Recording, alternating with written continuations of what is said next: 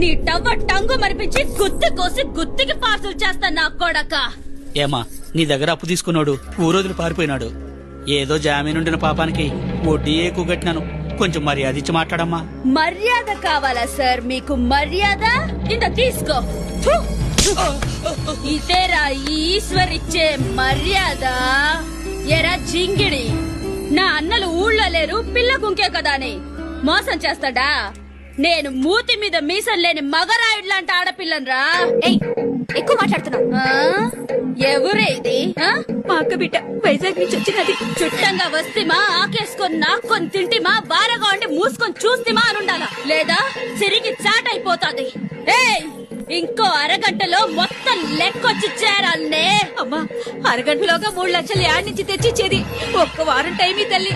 నా తల తాకట్టు పెట్టేనే తెచ్చిస్తాను. ఏంది ఈ మాసిన తలకాయ? చి చి చి చి చి చి చి.